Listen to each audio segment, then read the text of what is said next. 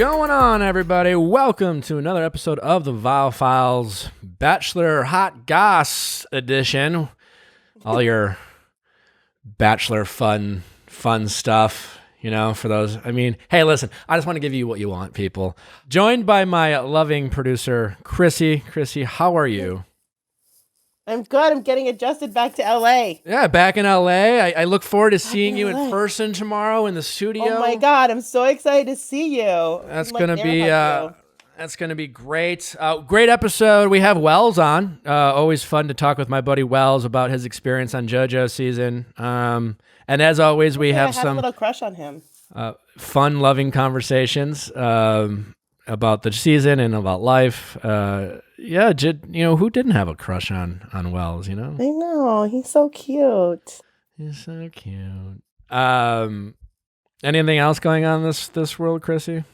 There's not a lot of hot goss. Not a lot of hot. There's not a lot of hot goss. Slow times. I don't know why the hot goss makes me laugh. That name. I don't know why. Slow times in Bachelor world. Slow time. Well, the most thing they're talking about is Claire's season. It looks like they're ramping up. Yeah. Yeah, they're looking like they're starting to do it, and I'm hearing that they're having all these people are having to do multiple COVID tests every other day just to make sure that everyone's fine, who's working on it. I mean, they're clearly going to be extra cautious and extra safe as they should, and yeah. I'm excited to see Claire's season kick up. I will say that's going to be a very interesting element. I don't think as a viewer you're going to really notice it too much. I don't feel like it's going to change the show, but I think it's going to make the guys even more stir crazy. I think it's going to be very dramatic as a result of just being locked up in a house. At the same, because can you guys not leave? Can you not leave at all? If you're I mean, I don't know what they're going to do. Yeah, but typically you're it's you're in a hotel, but it's prison. And you can't even leave the hotel. You can't even go downstairs to the gift shop. You just got to stay in the room without an escort. Again, they'll for the most part, no. I mean, you can't just roam free or go. Well, anywhere. Maybe people are used to quarantining, so it won't be that bad. Maybe they'll be yep, we're used to this stuff, so that's what we're gonna do. I think it's gonna be an interesting element. I think it's gonna be more pressure cooked, and it's gonna cause more drama for sure. And I think that will be a good thing for a viewer. I mean, I don't know how much for the guys. And your friend Becca had a baby. Becca, she didn't name it Nick, which is disappointing, but Franklin James is a solid, strong name. We obviously want to wish congratulations to her, and it's pretty cool. Her young little family that she's growing, very beautiful family, and I've met her. Is she engaged or is it just her boy? I think it's just her boyfriend. Great guy, great guy. I've met him. Really stand up. Really great guy. So I've really gotten to enjoy becoming friends with Becca and definitely wish her congratulations for sure. Yeah. Anything else before we jump on to Wells? No, I think that's it. It's a slow week in the Bachelor hot goss. That's fine. Well, you guys will enjoy me and Wells, I think, because we're just lovable guys who like to talk. Wells is a little bit more lovable, but. Other than that, we have an amazing episode tomorrow with Trent Shelton.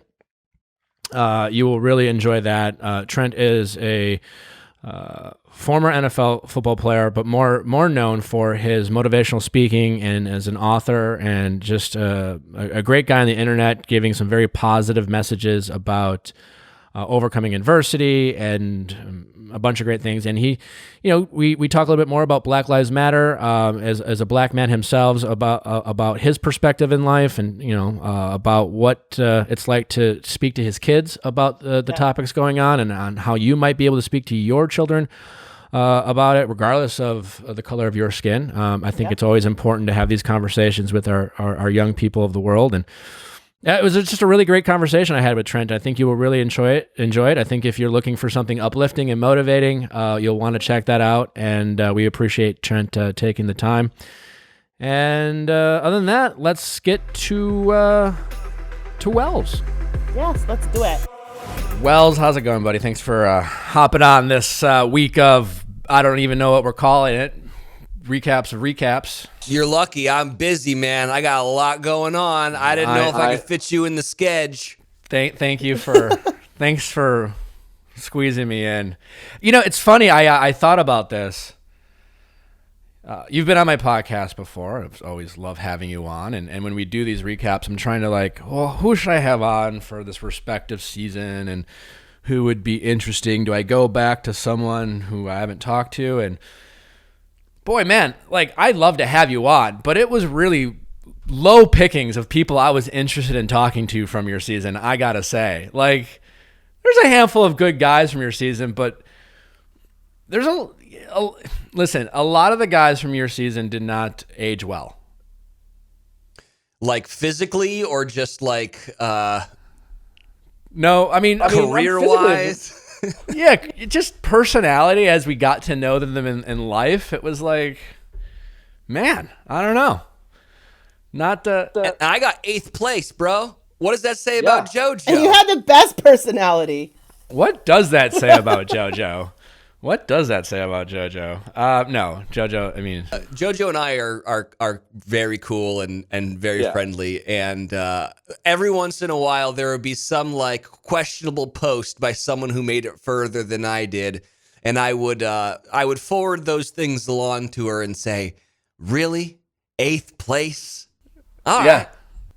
As a former Bachelor, I will defend JoJo. It's just so many of the things that you've seen put out there by some of her men post-show are just things you wouldn't be able to uncover, while filming the show. Oh, for sure. Also, JoJo has a type. Our girl's got a type, and I am not that thing. She likes big coiffed, cool hair, abs, to your butthole, and I got none of those things. Yeah, you definitely were not JoJo's type, and that's fine. I remember, I moved to LA I just got to LA as JoJo's season was filming, and then I remember meeting a bunch of the guys. I hadn't met you. It was after the tell-all, and because I was at the tell-all to promote Paradise. Oh, so I had met you.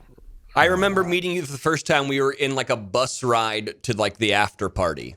Yeah. No, but we hadn't met because we had met in Paradise. But that's when I met most of the guys. Yeah. And it was the first time I thought, wow, social media is really taking over, because just it was such a different vibe between the conversations I had with the guys on Caitlin's season and the conversations I saw many of the guys on JoJo's season having. And it was, I don't know what it was. It was such a specific just shift in terms of what the focus was. And it really, it ended up kind of taking form the way I kind of saw it that night. And just you and I have become friends, and you're just a great guy. And there's some, I know you're good friends with Derek, and I don't know Derek really well, but I know from the little bit I know, he's a really stand-up guy. But yeah, there was just a lot of,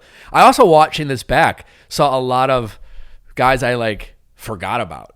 And Alex, who really tried to have a YouTube career for a while. I forgot about him. But yeah, it was kind of wild looking back. There were some big characters on her season that kind of fell off the map. It's funny, when the quarantine started, Sarah and I started, because we didn't know that they were going to do these Bachelor goat things. And so we were this would be fun to rewatch all this back, my season back together, because I totally get it from the perspective of you or say Robbie with his new girl. I don't know if he's got a girlfriend, but that would be awkward. But for me, it wasn't going to be awkward because nothing really ever happened between JoJo and I. So there was no I don't know if I want to watch this with Sarah. And we watched it back, and it was a really funny season. As much as we ripped on Chad at the time, he made stuff really, really funny. At the time, I was annoyed and also a little scared, I guess. But watching it back, I was like, he had some really good one-liners. No, it was kind of interesting about Chad. I remember because I didn't watch JoJo's season in real time for whatever reason. I just didn't want to watch it. Yeah. And then I ended up watching it. So then when I went on Paradise and I had heard about it, and when I came back before Tell-All, I was like, I decided to binge it, and at that point I had heard a lot about Chad, obviously, right? You see it on Twitter, or you see clips, and you're like, who is this monster, And then I went back and watched it, and I gotta say, for the most of the time I was watching it, just the character on the season, I was more or less team Chad.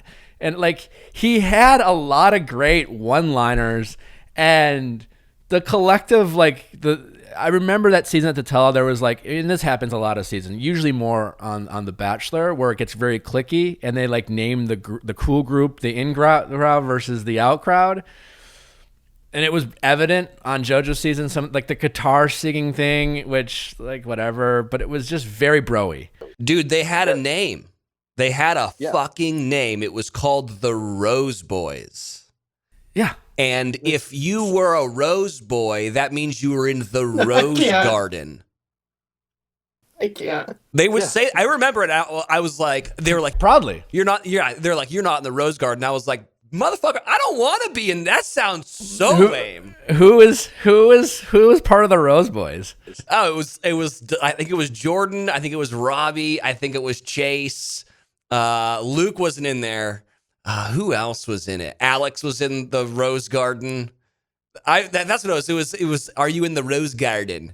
And I was like, I don't want to be in the garden. That sounds. What are we doing here? I would watch Chad and Daniel have a conversation for a full hour by itself. Oh, and Daniel was great. So Chad and Daniel together. Yeah, Chad had made a lot of great points. What was his? They aired it. I forgot what was his quote when he's talking about West Side Stories and these guys. I mean, Chad had some he said something before that. I forgot what it was, but point is he was really funny.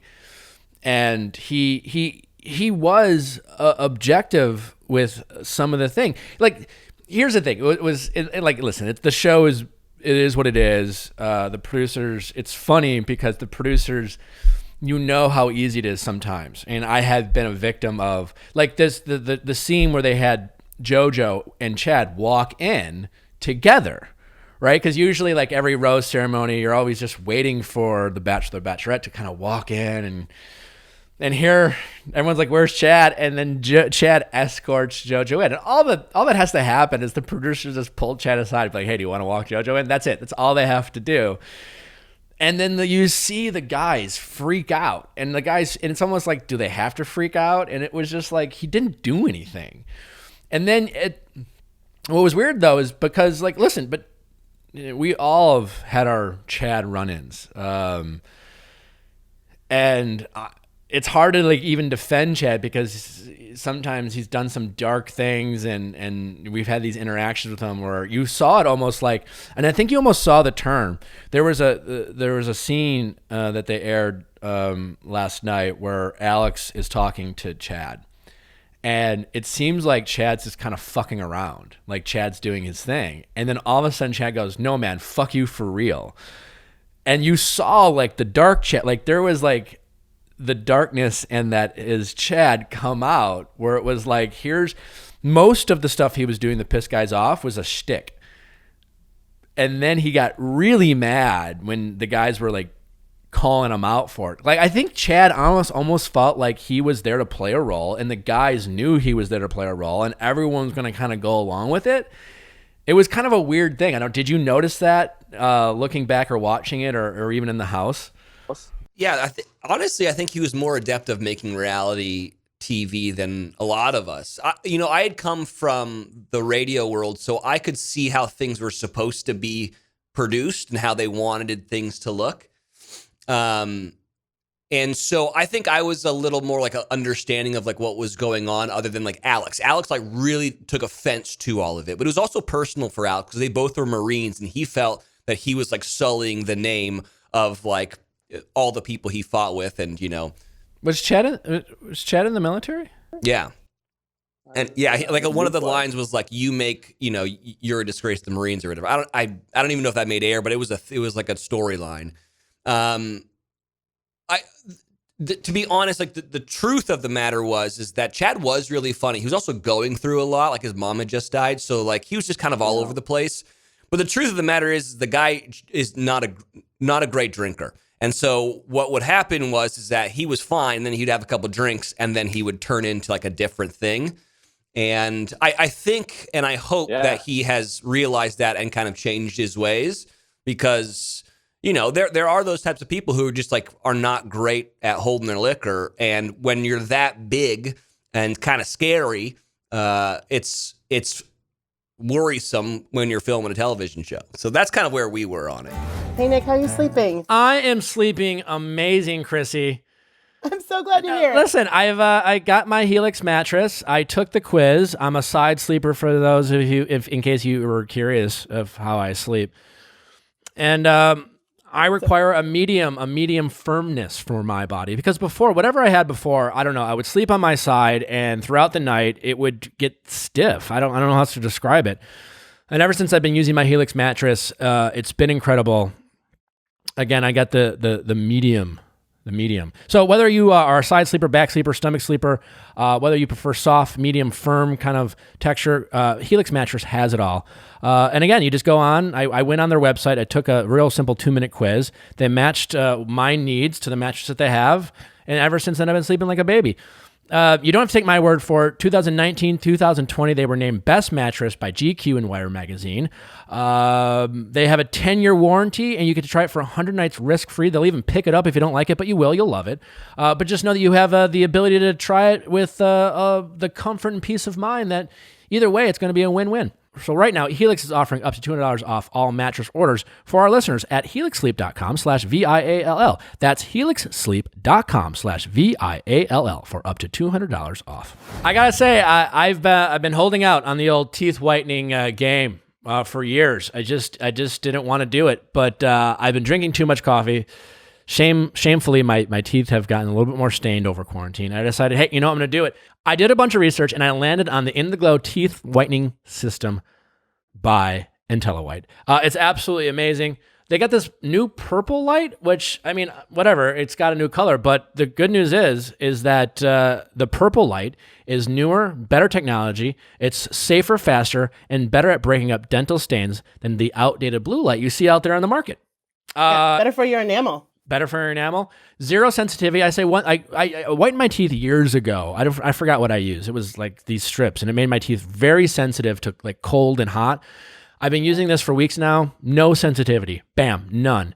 And my teeth are looking great. I mean, mine are too. What's up? They've INTELLIWHITE has whitened over 2,000 smiles and is the winner of Best Teeth Whitening Product of 2020 by OK Magazine. So great endorsement there. It's incredibly easy. I just light it up, put it in my mouth. I'm watching Netflix. I'm doing laundry. I'm doing dishes. It's the first time I've ever successfully multitasked in my life. I'm actually doing something with my teeth while getting errands done. It's incredible. So for those of you at the dentist, for those of you who aren't good at multitasking, bam, now you will be. It's affordable. It's wonderful. Right now, our listeners can get $50 off their IntelliGlow teeth whitening system, but you have to go to tryindiglow.com and use promo code VIALL. That is tryindiglow.com and use promo code VIALL. Yeah, that makes a lot of sense. And then, I experienced that on the first night of Paradise and it was interesting because even after that, I had a moment where Chad even reached out on Twitter and was kind of gracious and nice. And I was like, yeah, cool, man. And I'd seen him in person and he seemed fine. You talked to him. And then all of a sudden he'd have these spats where all of a sudden Chad's attacking people on Twitter and seemingly just trying to get you to react. He didn't matter what he had to say, some people, I remember Ben reacted once and I remember texting him, you got to not do that, man. That's literally what he's trying to get you to do. I guess Chad's he's trying to be a porn star now. So that's something. He's leaning into it's fans only. account. Is that what it is? I think so. I saw an interview where he's basically like, I want to move to Vegas and be a porn star. Yeah, I think he wants to buy a house and call like the Porn Palace, and then like just film porn there. And you know what? No. Like, go for it. I got to assume the show did not ask him to come on, because I'm assuming he would have wanted to. I was disappointed. I would have wanted to see Chad on have a little interview with Chris Harrison. Yeah, I know. I don't. Well, after Paradise, when he said, "Fuck you, Chris Harrison," and you sitting with your robe and your mimosa, sort of, which is again great line. I don't know if Chris wanted to talk to him. I don't know. It would have been compelling. It would have been compelling. But I hope Chad's doing well. I hope. I know there were some scary reports out there not too long ago. So from a mental health standpoint, I hope he's doing fine. And we do wish him all the best. Yeah, I just hope he's happy, man. Like I never really had a thing against Chad. He was never really mean to me. I mean, he has gone off on me on Twitter, but like whatever, that's his shtick. And I just hope that he is happy. Like, and you can make fun of the porn thing all you like, but if that brings you joy and that makes you happy, then I'm all for it. So sex work is the oldest profession out there, and he who hasn't sinned, so to speak, I guess. And you know what? Like, what's the old saying? If you love what you do, you'll never work a day in your life. I mean, who doesn't to get laid? I think there's a lot of truth in that. You were going to ask a question, and then I was talking. Have you ever sent a dick pic to somebody? No, Wells, have you? No. And then I don't understand why people will ever do that, because you're just asking for it to get released into the world. You'd be surprised how many dick pics a girl will get over like a dating app. It's like, "Hi, how are you?" dick pic. It's like insane. Yeah, it's this even the past couple of weeks has, like, the internet. It's been wild to hear some stories out there. I mean, listen, have I been dating someone and we've sexted? I've sexted. I'll say that much with someone I'm dating, all very consensual, and like a lot of it is just like, as a guy, you're like, why would you want to, like, I don't what. I seem so unappealing looking in that regard, but I've had long distance relationships, and I've sexted with girlfriends. Yeah. So, I got to keep it spicy. You never have? No. Sexted. You never like talk dirty over sex or FaceTime. FaceTime. Like, I've definitely, not over text, because that's just kind of weird. You read it out of context. It's like, but like I've had like FaceTime, like girlfriends that I've like, been long distance with, or girls I've been dating, and you talk, like there's a sexting element. Yes, of course that, but I've never taken my camera and put it on my wiener and taken a picture and then been like, what we should do? We should send this to somebody else so they have this forever. What if Sarah's filming a movie? Mm-hmm. She's overseas. You haven't seen her in 2 months. You're working, you're busy, so you can't travel. And she's just like, babe, I got to see it. I want to see it. And at first you're like, no. But she's begging. Are you going to deprive your fiance of your manhood? And she's just like, all I want to see is little wells, or little big wells. I don't mean it's little. I mean... Are you going to deny your future wife? No. I'm saying, what if she's begging? She's just like, I miss you so much. I miss it. I miss little big wells. I'm going to go find a really well done, well lit, somewhat closely resembling my penis on the internet. And I'm going to send her that stock photo. I don't believe you, man. I don't know. We're not married yet. Maybe when we get married and she's locked in there, then maybe I'll consider. You're really going to say no. You're going to say no. Yes, absolutely not. And also, she would never want to see a picture of my wiener. All right? No one wants to see that. It's like that. No one wants to see it. No one does. Even if she likes it, she don't want to see it. It's that Seinfeld quote that where Elaine's like, a woman's body is a work of art. It's beautiful. And then a man's body is like utilitarian. It's like a Jeep. Just used to get around. I agree more. Yeah, but I just, I don't want to shame the people out there who might, be in long distance relationships and want to sext, who, as long as it's all, just be safe, know the internet is permanent, and make sure you trust the person you're dating. Yeah, and if you're going to be in the public eye at some point in your life, it's definitely get out there, because that's just how it works. Would your career go up or down if Little Big Wells made an appearance? Is Little Big Wells up or down in this hypothetical situation? Oh, man. Speaking of dicks, have you talked to James Taylor in a while?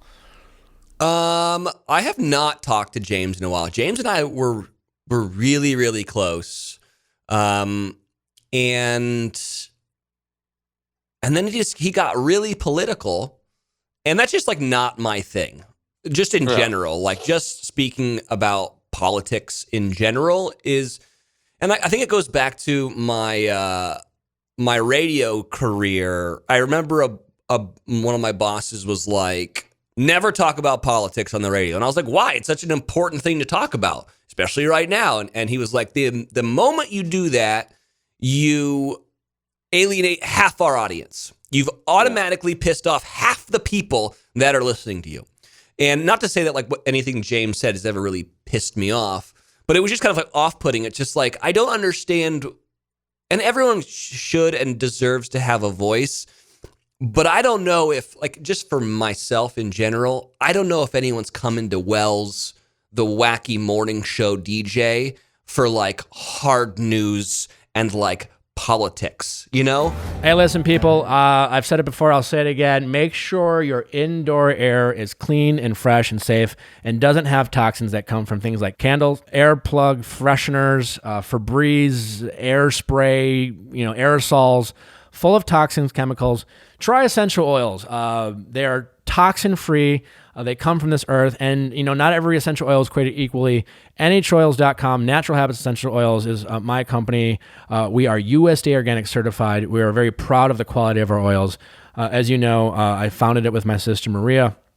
We specialize in blends.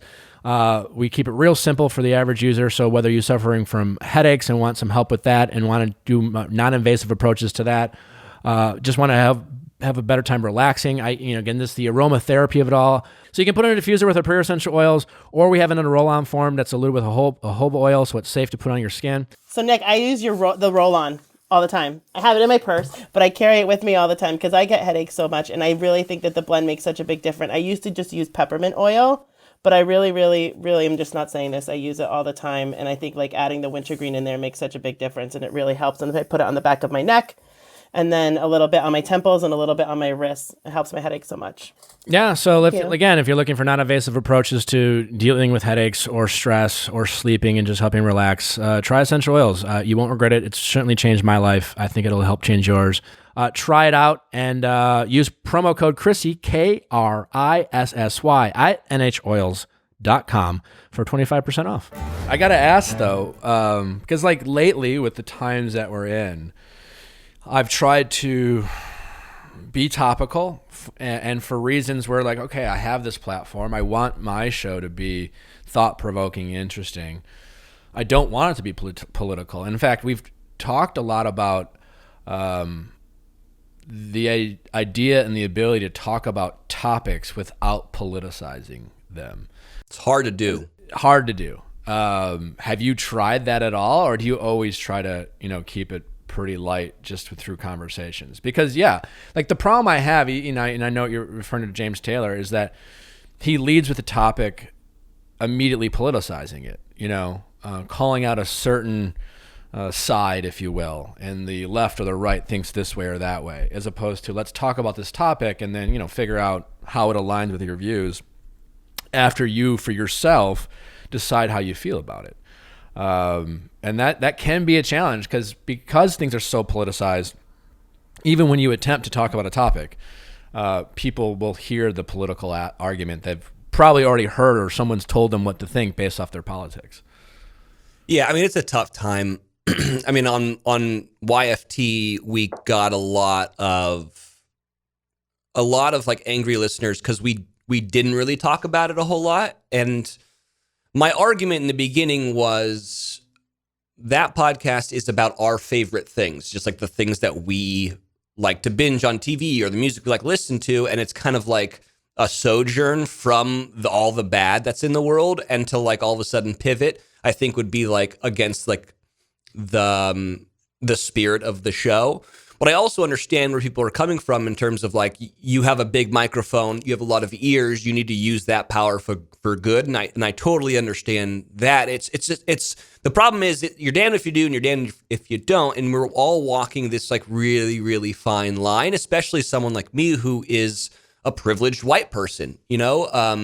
And I know what I am, you know, like I'm very self-aware. And so I've been trying to use this time to really listen and learn and make sure everyone knows that like I'm an advocate for the change that we need to see. But also, I don't think it's not a great time for me to speak out because I'm still learning about everything. And I also think that there needs to be some bandwidth and there needs to be some space for the people who are super educated and can speak eloquently about the situation to talk, if that makes any sense. It's so weird. I was thinking about this the other day, that this quarantine, this COVID-19 is obviously horrible. And my heart breaks for like all of those people out there who are getting sick and who are dying and all that stuff. But I'm such like a silver lining guy, and this is going to create change inevitably, right? And in the first part, it was, we have all been so cavalier with our health for a very long, for 100 years or whatever since the Spanish flu, right? We all walk around, we hug each other, we kiss each other, we send dick pics apparently, you know. And I think that this is the first iteration was, we need to change like our ways about like how we travel and how we greet people, and maybe even like how we work. Like a lot of people can work from home, you know, like, or don't have to be all piled in together, you know? And that was the first thing where I was like, we're going to see some change, I think, for the better because of this going forward. And then the other thing with, obviously, with the Black Lives Matter, everyone is not really doing a whole lot. So it's actually giving people, normally if this movement happened while everyone was at work, people would be really, really consumed with still going to work and doing the normal things. But because we're all kind of stuck at home and we're quarantining in safety, it's giving people opportunity to sit and think and really, really try to decide how they feel about and what they need to do. And I think that is a good thing. It came along at a weirdly opportune time, if that makes sense. Yeah. I mean, I think it's been overall net positive with hints of, I mean, I will say, I think my mental health has been at an all-time low recently. Yeah. Me being a heady person, I haven't had a ton of human interaction with quarantine. I mean, I've hung out with friends, you go on walks, and it's just, people are that much cautious about interacting, and I get it. And it's just like, I've spent way too much time on my phone, way too much time on the internet. I think the internet's been as toxic as ever. Yeah, so I think it's with everything there's a balance. But you're right. I think it's especially from the Black Lives Matter standpoint, it's definitely given a lot of time for people to reflect. And I think you and I text a little bit about it, where you're seeing people like our parents or other friends, people we grew up with. Again, we all, you know, even if we were all conservative, you know, we never thought of ourselves as racist or anything like that. But I think I've seen more and more people in my circles of life, people willing to recognize that maybe there's been some ignorance in our lives of privilege, and the privilege of not having to really take the time to consider outside point of views. I think that's been really net positive. And certain people being like, you know what, I guess, yeah, maybe I need to like take a step back and look and just reassess how I've thought without getting defensive about acknowledging that I've been ignorant before. And I think that's a really positive thing. Yeah, I mean, I think one of the problems that white privilege comes with is it's one of those things you don't know what you don't know, you know? How could you ever know that you have white privilege because you've never been deprived of it, you know? You've never been like harassed by police officers constantly or something. You've never lived that, so you wouldn't know that that's a thing, you know? And so now that it's being, you know, this big spotlight's being shown on it, I think a lot of people are like, oh, really? That's what's going on? Oh, that's horrible. You know, like I didn't know that was happening. We need to fix this. And I think that's the positive thing that's going to be able to come out of this. Hopefully. I don't know. Totally. Over time, I think. Yeah. And it's just really, I mean, for me, you know, I've had to try to like put my phone down because you just have more and more free time. So even in your like, you run out of things to watch on Netflix, you just go back on Twitter or you go back on Instagram, and it's just, you know, you just kind of go down these rabbit holes. And at least for me, I've tried to like be less active and stay away from it. Or like you just get caught up in an argument and you're just like enraged and you're like, yeah, that's fucked up. And then you're filled with, I think a lot of people you're getting more and more filled with anger sometimes.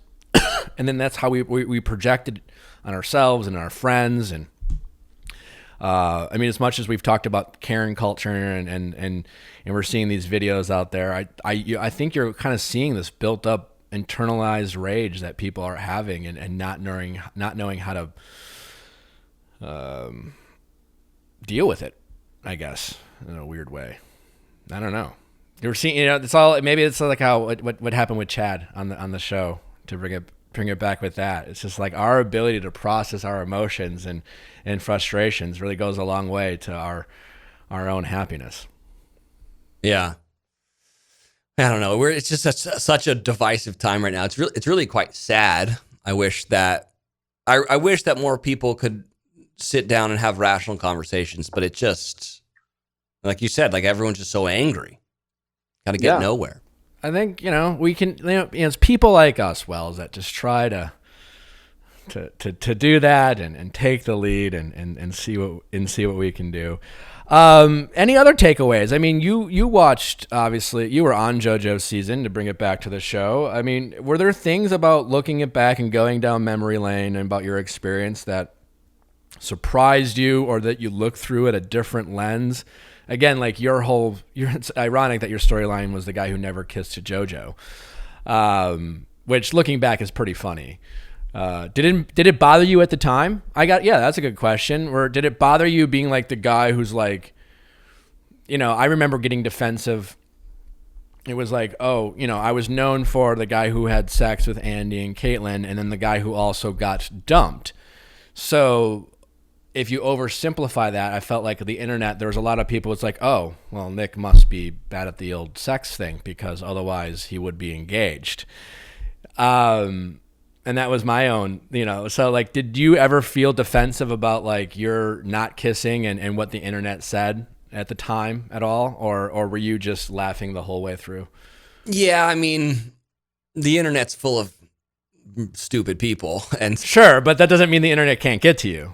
For sure. And yeah, I think it did get to me like a little bit, but the truth of the matter is, it wasn't because I didn't want to make out with her. It was more of like a logistical thing of, I was really only on group dates. I was never alone with her.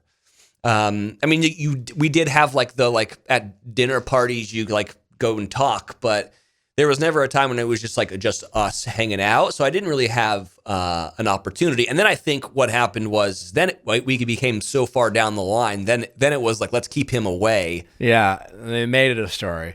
And what do you I mean, here's my guess is what happened. I think you and JoJo mutually didn't have a strong physical connection, right?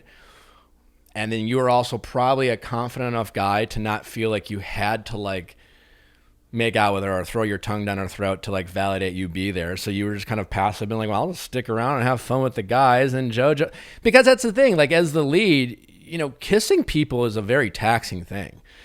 Yeah. You know, you only have attraction with 2 or 3 people, you know, and then the rest of the people, like you kiss them because like, it's weird to like deny them a kiss. Right. And so I'm guessing you probably weren't overly assertive, where a lot of guys, I'm assuming, and girls did it too on my season, where like there's the awkward, using your Seinfeld reference, awkward silence. I don't know what to say. Let's make out. Yeah. You're a good talker. And so you were probably able to fill that space by being like, well, Jojo, like, what do you want to talk about now? And Jojo was like, oh, thank God someone can hold a conversation. I don't have to like kiss another fucking dude that I'm probably not going to engage with. And it was probably a gift that she appreciated more than was ever really shown on the show. Yeah, that's probably right.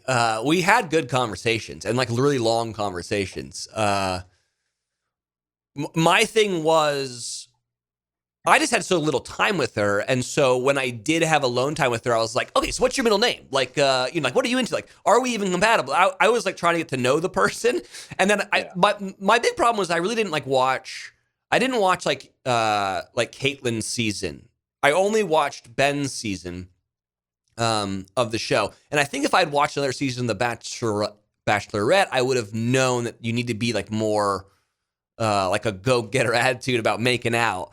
But in the moment, I was just like, okay,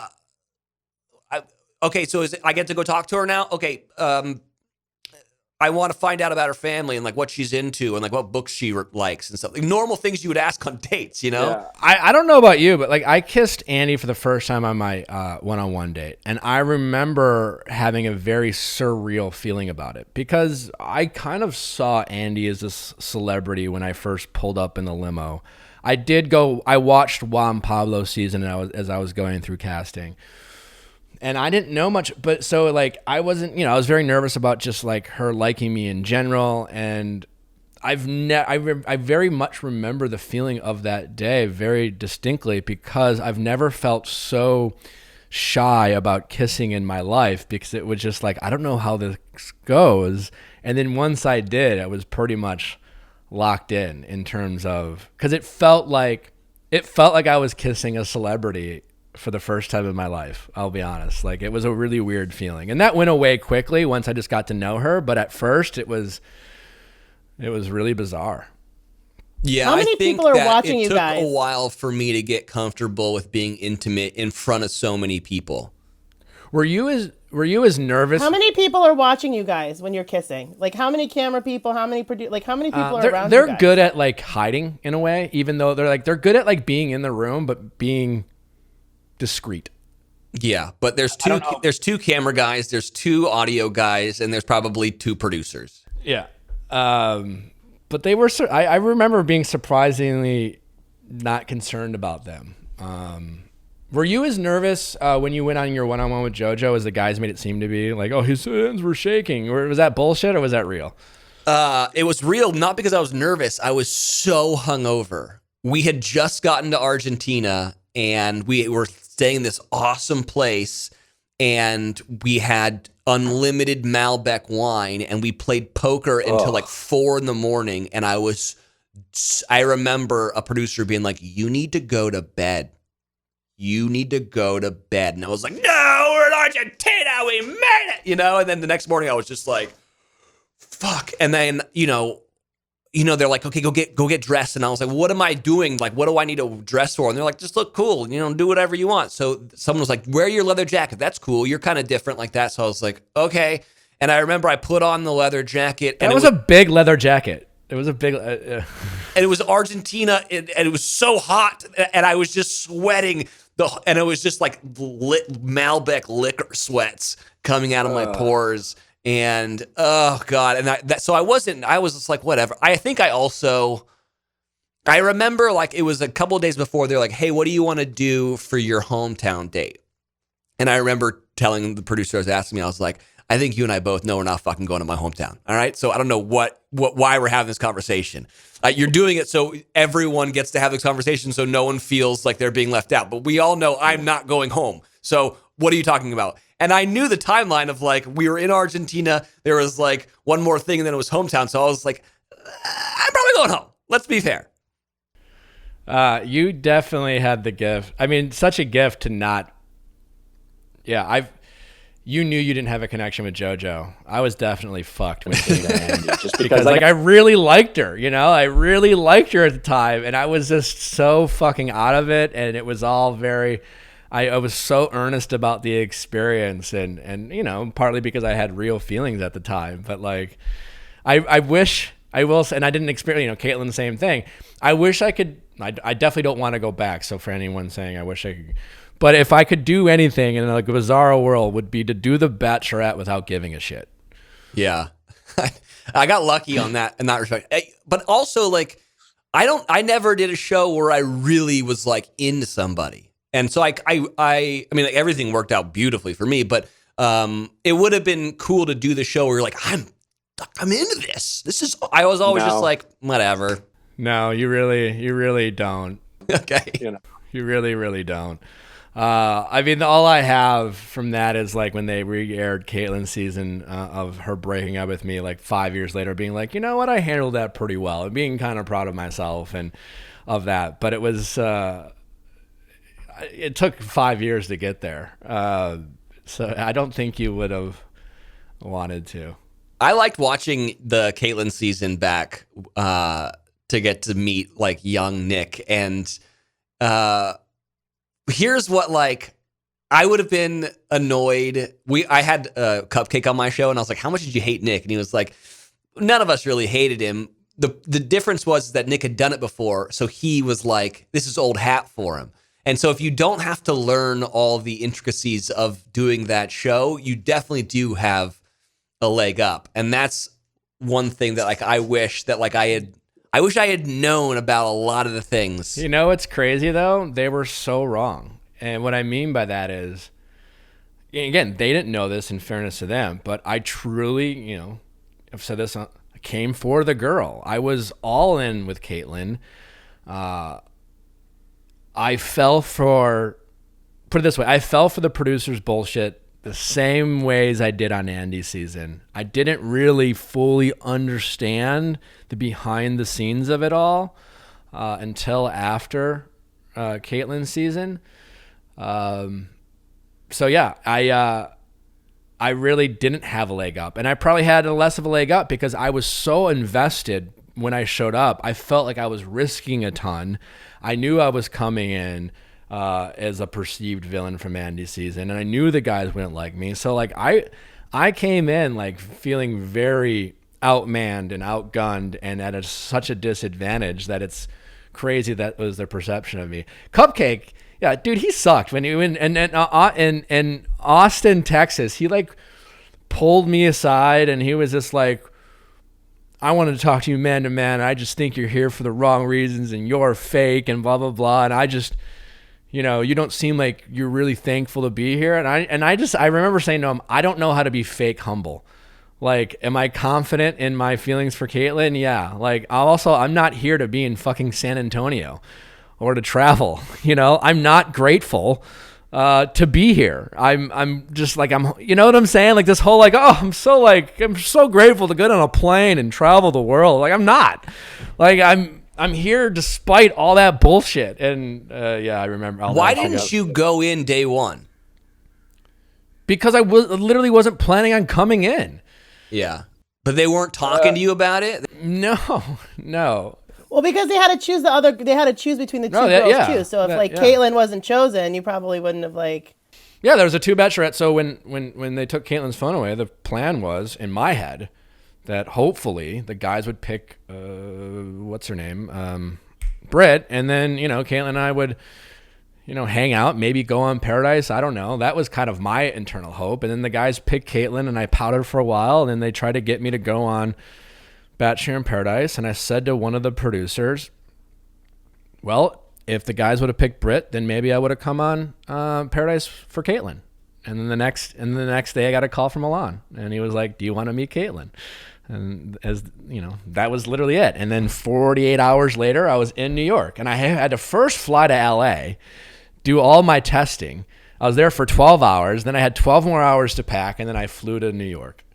And it all happened in less, from the time I got a call, like 72 hours maybe, or something like that. It was literally, I had no plans of coming. I was watching Jared winning a boxing match from my sales desk at Salesforce with no anticipation of coming on, and emailing Caitlin a bunch of letters being like, well, here's, day 4 of me not coming on the show. I hope you don't get engaged. And, all that bullshit. Oh, that's cute. I also like that Ashley I was your road with Ashley I goes way back. I didn't know because I didn't watch that season, but you two like went to it was like some date, right? That's how you ran into her. Well, that was when I showed up, and I think it's more funny from Jared's perspective. Jared was in the audience on that date. His sister was in town to watch him because she had heard they're gonna, they had like fans come to watch a date. And Jared's going for Caitlyn, and here's Ashley and her sister, and I stood up in Jared's wedding. Ashley, his wife, and her sister-in-law was all in the audience, and he didn't know who the fuck any of us were.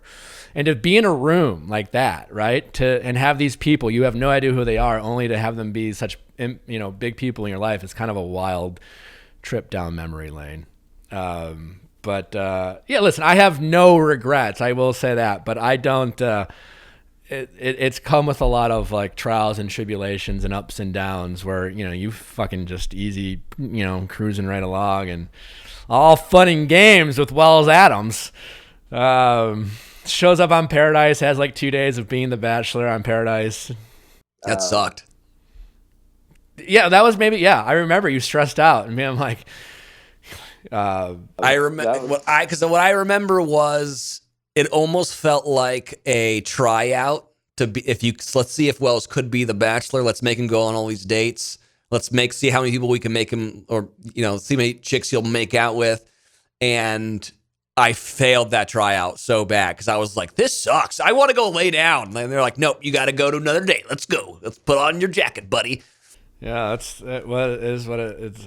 It's not easy. Who are so other than Derek and Evan, do you keep in touch with any other guys from your season? I went and visited Chase, I don't know, months ago. What is time anymore? But I went and visit Chase to go to his bar, which I think got closed down, which sucks. But not really. Like, I don't. Yeah, Derek and Evan and you and Ben are really the only guys of the Bachelor world that and Dean. Yeah, you golf with Dean. Are the really only guys that I hang out with. It's funny because it seems like Bachelorette now seems like a lifetime ago, whereas Paradise seems much more present to me. And I guess it's because I go back. You still bartend there, yeah. Yeah. But yeah, I mean, JoJo's season it's so crazy to think how fast time goes and how long ago that, when you watch it, like how long ago that was, or some of the guys, I'm like, oh yeah, I remember him. And then there was for a while the internet got to experience Rob and Chase taking ass pictures of each other and posting it on the internet. That was a wild time. You remember that? It seems to have slowed down for the better. Thankfully that was just weird. That was when you knew that the likes weren't coming in like they used to, and then you're really having to do some weird shit to get that Well, they were just like, we lived together, and it was like there were these ass pictures of each other, and you're just like, are they who's taking this picture? And it was never confirmed that it was like, but they were both like posting these types of photos, and it was maybe for like their t-shirt company that they had for a minute. Yeah, no, and then Robbie went on Siesta Key, which I didn't watch, but is he still on? Wasn't he also on Vanderpump Rules? Was he? I think he didn't he date Sheena or something like that? I think he might have been a guest or something. And then Chase also went on an MTV show. Yeah, he went on X on the Beach, which is I gotta say, great show. You've seen it? Okay. I'm big into X on the Beach. I've heard Siesta Key is a very popular show. Yeah. I don't know if he's still a main player from it, but. It's funny because they made him, I think, to be the villain, and Robbie was never a bad guy. Robbie was like the preppy, collegiate swimmer.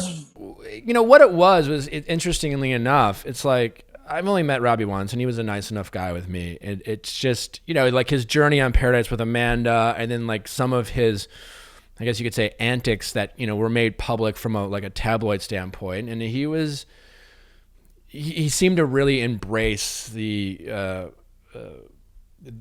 what some might consider the benefits of going on the show and doing the club appearances and bar appearances and meeting fans, and that kind of seemed to catch up with him. So it was more he showed up as kind of the playboy. Yeah. That which doesn't make him a bad guy, like what is, like we talked about this last week when Ben was on, like Olivia, like villain in Bachelor world is such a silly word. But I think Robbie came on as the, why are you really here? Are you trouble? You date a lot of women, Robbie had cheating scandals and things like that. And it sounds like they leveraged that character of his to come on.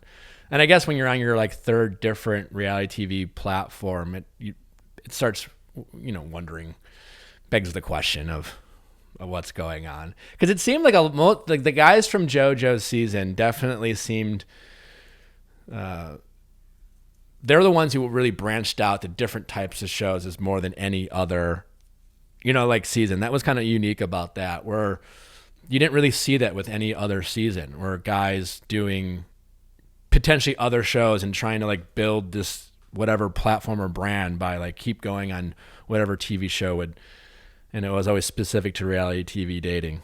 But yeah, I mean, it definitely came at the forefront of social media paradigm shift, it seemed, and so everyone was trying to leverage everything, but which is weird now. And now that's a problem I think the show has, is it creates self-promotion, but then it also creates not there for the right reasons. That, like, I didn't go on being like, I'm gonna be able to sell fucking diarrhea tea. Like, I was not my thought on going on the show. My thought was, this is gonna be a really weird situation. I think you were, again, I've said this before, the guys on Caitlin's season and Andy's season were much like that. Where like, and I think before, all the right reasons bullshit in the past was just that bullshit, and now it's actually a legitimate question, Yeah, but you were also saying that you don't think Claire's going to have that problem because they already named a Bachelor. Well, that's an interesting element that none of the guys there can be accused of showing up just to be the Bachelor, because they all know it's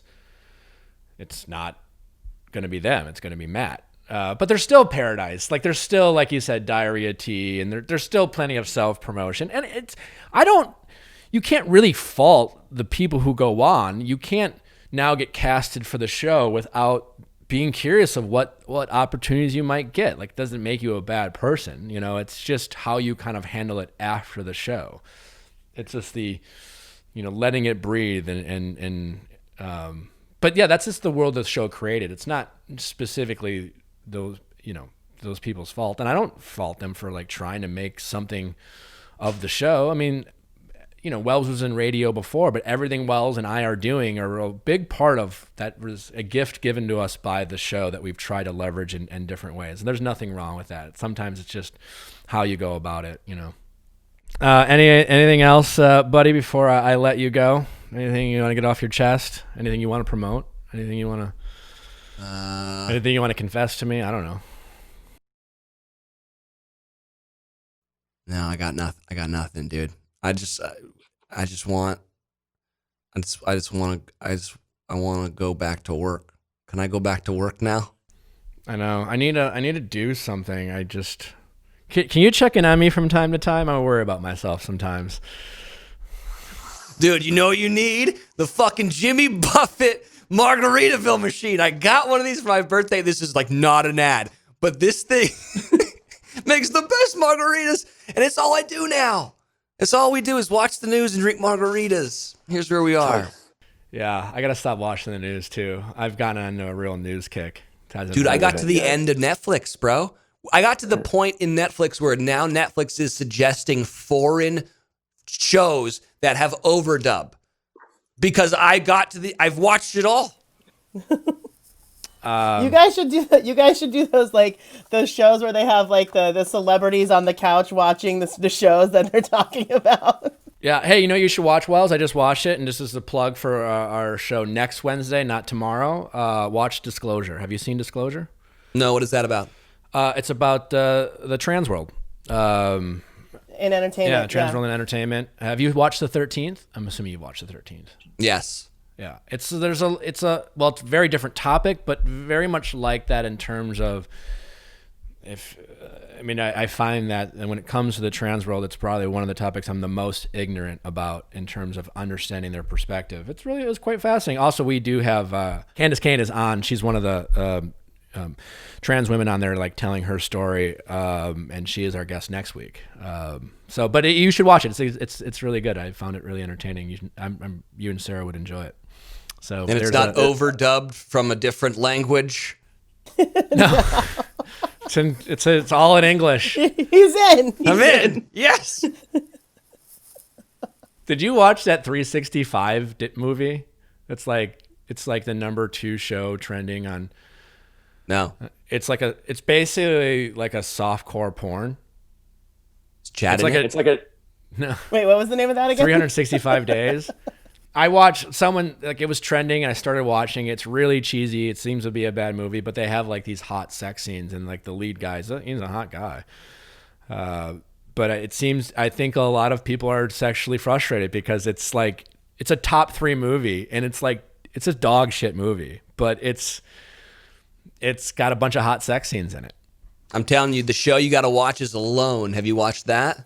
Oh my God, it's like my favorite What's show. That? No, what's that? Oh, on History Channel, it's the best. Yeah, it's the 6 seasons on Netflix. It's 10 like ultra survivalists get to take 10 items and they drop them in the Arctic and they say, okay, the last person to be out here wins $500,000. Wait, what's this on? Where can I find it? Netflix. History Channel and Netflix, yeah. It's on Netflix. It's like they go to Mongolia, the Arctic, they go to like Vancouver Island. It's insane. And they have to learn how to film themselves. So there's no camera crews anywhere. It's bonkers. They gotta get a satellite phone. Done. Thank you. You watch Disclosure. I'm definitely going to watch Alone. All right. Wells, I always appreciate you coming on and chatting with me. And thanks for coming. It's always nice to talk to you. I hope to give you a hug soon. I know. Possibly. Oh, that's so nice. I know. I miss hugs. You know, I appreciate it, Nicholas. It's always good to see you. And get your house over here so we can be neighbors. I'll do my best. Thanks, buddy. Go sell some more ads for this podcast so you can afford to come over here. Thanks for listening, guys. Make sure to check us out tomorrow for a great conversation with Trent Shelton, author, motivational speaker, former athlete, and we have a great discussion more on topics about Black Lives Matters. Trent shares his story, as well as being able to talk to your kids about it, your peers, and he just has a very uplifting story that I think you guys will enjoy. Make sure to check that out. And always don't forget to send in your questions at asknick@castmedia.com, cast with a K, for questions to Nick. And if there's nothing else, we will see you tomorrow.